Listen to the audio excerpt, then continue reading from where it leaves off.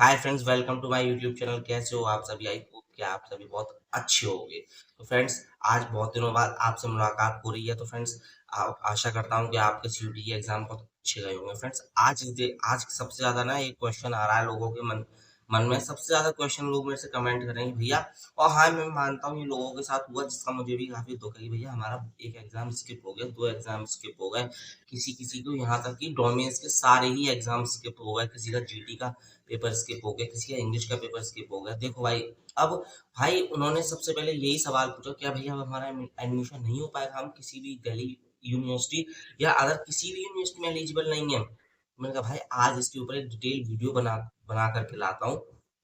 देखो भाई, अब सबसे पहले तो भाई देखो, इस चैनल को सब्सक्राइब कर लेना, क्योंकि लव भारद्वाज के इस प्लेटफॉर्म पे तुम्हारा एक एक डाउट क्लियर किया जाता है।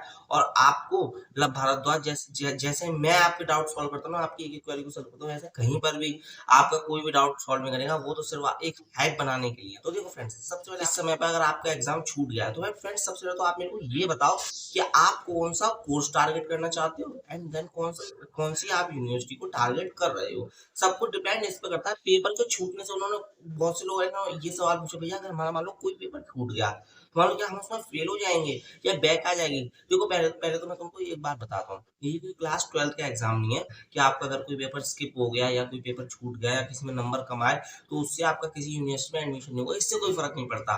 देखो, अगर आपका जिस सब्जेक्ट की रिक्वायरमेंट है, मान लो किसी यूनिवर्सिटी में, मैं एग्जांपल में हमेशा लेके चलता हूँ दिल्ली यूनिवर्सिटी। और दिल्ली यूनिवर्सिटी में अगर आपको बीकॉम ऑनर्स करना है, आप ये कहो कि मेरा जीटी का पेपर छूट गया, तो दिल्ली यूनिवर्सिटी को उससे कोई फर्क ही नहीं पड़ेगा। दिल्ली यूनिवर्सिटी को आपके जीटी के एग्जाम से मतलब है, क्योंकि उन्हें तो बीकॉम क्राइटेरिया रखते हैं वो, कि वन लैंग्वेज और डोमेन, 3 डोमेन्स और 1 लैंग्वेज। तो उन्हें आपके जीटी के पेपर से मतलब कि आपने लिया हो तो ठीक, ना लिया हो तो ठीक, दिया हो तो ठीक, ना दिया हो तो ठीक।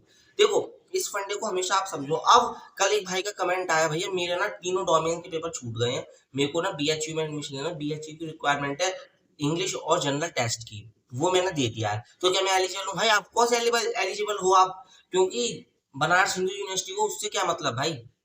उससे क्या मतलब कि आपका जो पेपर छूट गया, उसको तो ये है कि हमने देखो, बनारस यूनिवर्सिटी ने क्राइटेरिया सेट कर दिया, बीएचयू ने, ये हमें तो ये क्राइटेरिया चाहिए, हमें उससे कुछ मतलब नहीं। आप ये हमारा क्राइटेरिया अगर फुलफिल कर रहे हो तो आपका एडमिशन इजीली हो जाएगा।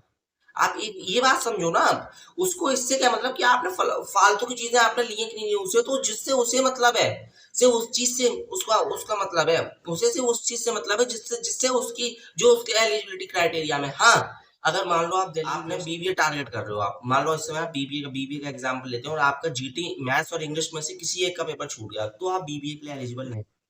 यहाँ मैं मान लो, यहाँ आपका इंग्लिश का पेपर छूट गया, तो आप बहुत सी यूनिवर्सिटी, क्योंकि हर लैंग्वेज, ज्यादातर जो यूनिवर्सिटीज हैं वो लैंग्वेज की डिमांड जरूर करते हैं। इसमें आपको थोड़ी बहुत प्रॉब्लम हो सकती है, मे बी बहुत सी यूनिवर्सिटीज में, क्योंकि मोस्टली यूनिवर्सिटीज ना लैंग्वेज का जो है ना वो रखती हैं, लैंग्वेज की रिक्वायरमेंट रखती हैं अपने हर क्राइटेरिया में। जिस भी आप क्राइटेरिया को ले लो, उसमें वो लैंग्वेज को जरूर लेते हैं। क्यों? आपको पता है लैंग्वेज का पेपर आप लोग देख के आए होंगे स्टूडेंट्स, आपको पता है कि लैंग्वेज का पेपर थोड़ा सा टिपिकल आता है। तो अब देखो फ्रेंड्स, इसमें देखो आपका डाउट थोड़ा थोड़ा क्लियर हो रहा होगा। क्या आप ये देखो कि हमारा एडमिशन कैसे होगा। भैया बहुत से एस्पिरेंट्स है, भैया मैं तो फॉर्म ही नहीं भरूंगा, बेफालतू में पैसा बर्बाद करना है, ये करना है, वो नहीं भाई, ऐसा कुछ नहीं होता। अब तुम ये देखो कि मैंने कौन कौन सा पेपर दिया है, और ये देखो कि कौन कौन सी यूनिवर्सिटी जो मैंने जो एग्जाम दिए हैं उस क्राइटेरिया से एडमिशन दे रही होंगी। अगर वो यूनिवर्सिटी से एडमिशन दे रही होंगी, तो आप जा करके उसके फॉर्म्स को भर भर देना। देखो, फॉर्म्स के नोटिफिकेशंस की अपडेट सबसे पहले तुम्हें भारद्वाज के प्लेटफॉर्म पे इजीली दे दी जाएगी, उसकी तुम बिल्कुल भी चिंता मत करना। कॉलेज के रिव्यूज, प्लेसमेंट, सबके बारे में, प्लेसमेंट, फीस स्ट्रक्चर, सबके बारे में हर कॉलेज का डिटेल रिव्यू आया करेगा लव भारद्वाज के चैनल पर। कुछ दिन और रुक जाओ, या फिर सीयूटी को पूरा होने दो, प्रक्रिया को पूरी।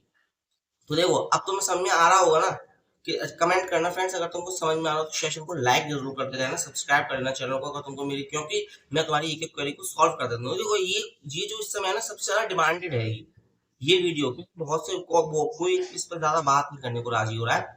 तो मैं तुमको आज बता दे रहा हूँ, एक बात हमेशा याद रखना, अगर जो तुम यूनिवर्सिटी की जिस यूनिवर्सिटी की रिक्वायरमेंट को पूरी कर रहे होगे, तुम उस यूनिवर्सिटी में एलिजिबल हो, बस इतना याद रखना।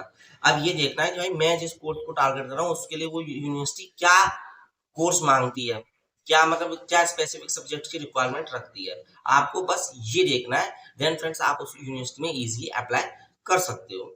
ओके ना फ्रेंड्स? फ्रेंड मुझे लगता है तुम्हारी ये बात बहुत हद तक समझ में आ गई होगी।